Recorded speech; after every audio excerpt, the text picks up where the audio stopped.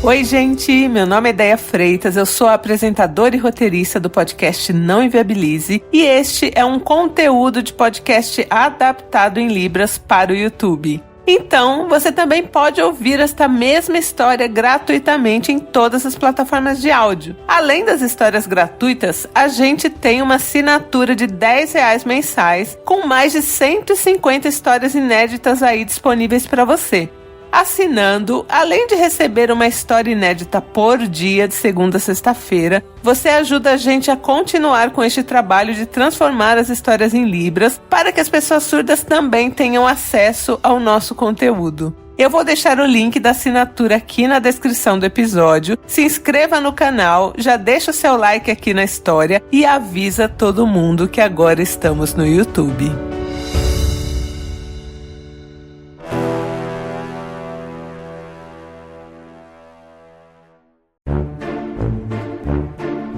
Picolé de limão, o refresco ácido do seu dia. Oi, gente! Cheguei para mais um picolé de limão e assim, essa história, ela pega em muitos lugares para mim. Então eu vou tentar contar da maneira menos rancorosa possível, mas já adianto que eu tenho muita raiva. Então vamos lá. Eu vou contar para vocês a história da Renata e do William.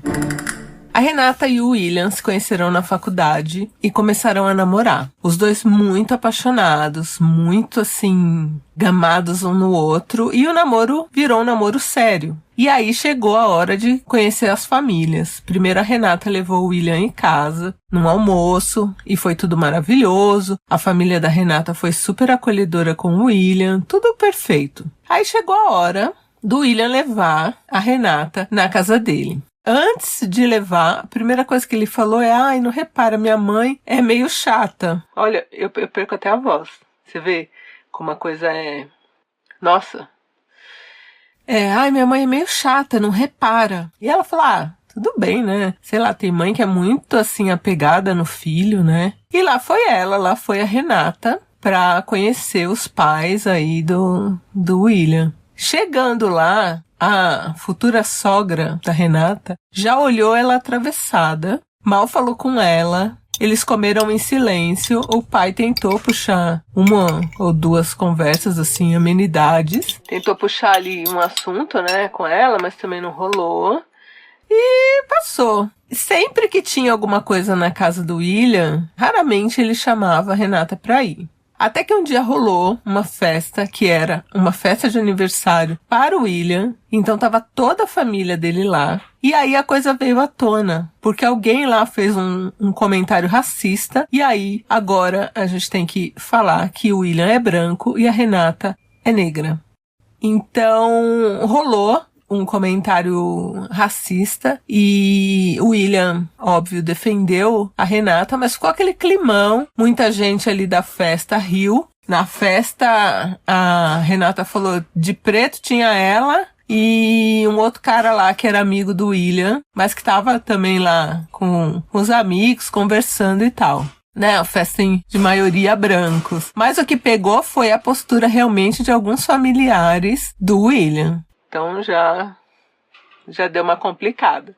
Mas, né, o casal muito apaixonado e resolveram formalizar aí um noivado. Aí no noivado, a mãe cretina do William se posicionou, disse que não era do gosto dela que o William ficasse com a Renata. Ela falou isso na cara da Renata e a Renata perguntou por quê. E ela não respondeu, falou: só não é do meu gosto. Só que a Renata meio que sacou. E aí ela conversou sobre isso com o William e o William falou: minha mãe, infelizmente, ela tem umas posturas racistas, mas ela é uma boa pessoa. Pra mim, não tem como juntar na mesma frase: ela é racista, mas é uma boa pessoa. Ou ela é uma boa pessoa ou ela é racista. Não existe racista que seja boa pessoa, tá? Isso é um fato.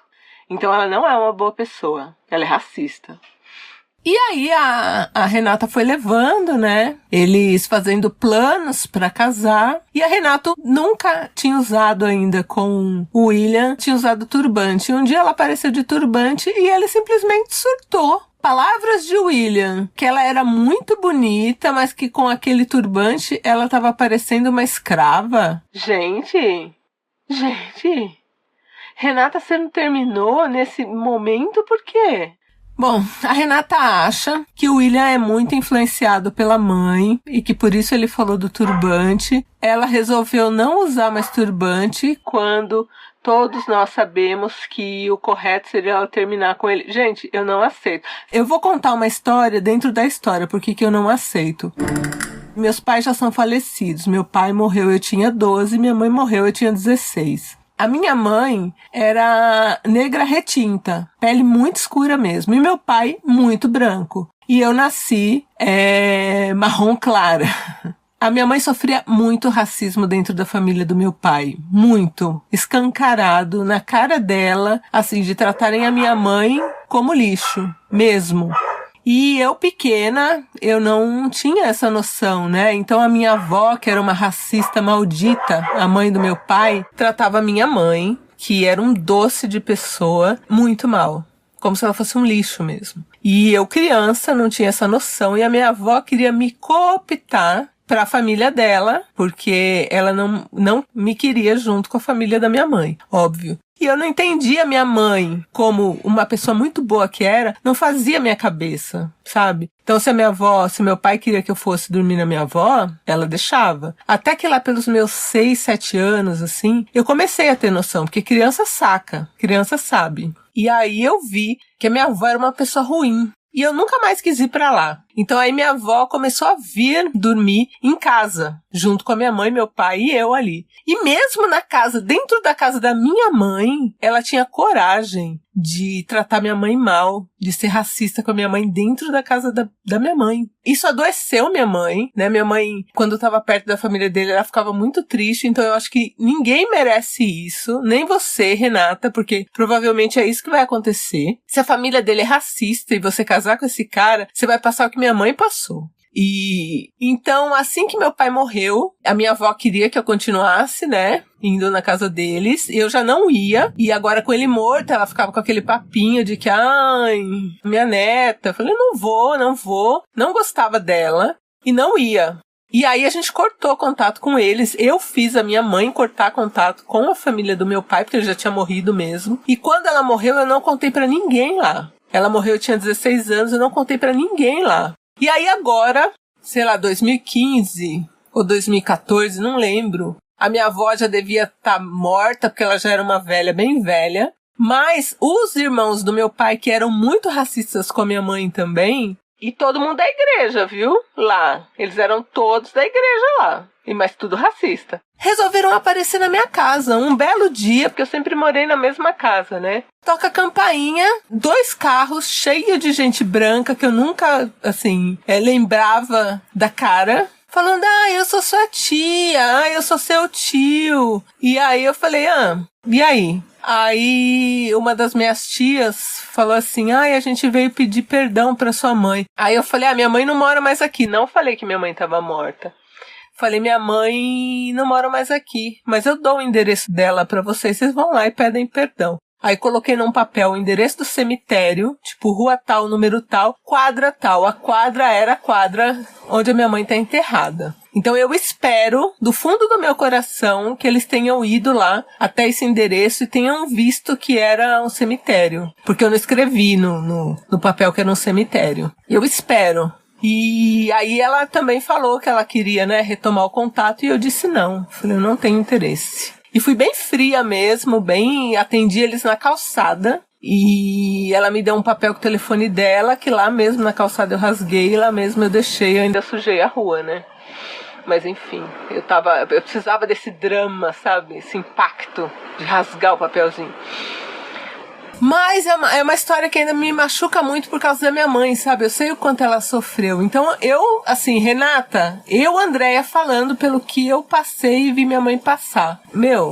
Não casa com esse cara. Por mais que tenha amor, o tanto que você vai se machucar, sabe? Das coisas que você me contou, que nem tudo eu posso falar aqui, que essa família já fez pra você. Olha, amor nenhum, de homem nenhum, vale a nossa saúde, o nosso bem-estar, sabe? A gente se sentir um ser humano. Então, a minha resposta é larga, né? Mas então, você veja, você gosta de usar turbante, ele já não gostou que você usou turbante, não te proibiu, mas você resolveu não usar mais porque o argumento dele é que você parece uma escrava, sabe? Olha, eu não sei nem o que dizer. E, gente, eu vou parar. É isso. Histórias como a da Renata me despertam, assim, gatilhos terríveis. E a Renata, eu sei lá, desejo o melhor pra você, mas sai dessa. Desculpa se eu me deixei influenciar, é que assim, pensar no que minha mãe passou, em tudo que a gente passou com a família do meu pai, eu tenho muita raiva, muita mágoa, e eu quero que eles morram. Jamais vou perdoar. Jamais. Não sou esse ser humano superior que perdoaria. Não vou perdoar. E eu não quero, Renata, ver você, ou, de repente, se você tiver um filho, que ele fique como eu. Entendeu? Então é isso. Desculpa, gente. Não era nem pra eu chorar, mas... Renata, eu tô falando pro seu bem. Então, deixem mensagens gentis pra Renata lá no grupo, mas eu não me conformo que um cara teve coragem de olhar pra cara dela e falar que, sabe, uma vestimenta que ela gostou, que ela tá parecendo uma escrava. Ninguém precisa passar por isso, gente. Não passem por isso por se sentir de repente sozinha, por querer ser amada, porque isso não é ser amada. Isso não é ser amada. Ninguém precisa passar por isso. Então, um beijo e até daqui a pouco. Quer a sua história contada aqui? Escreva para nãoenviabilize@gmail.com. Picolé de Limão é mais um quadro do canal Não Enviabilize.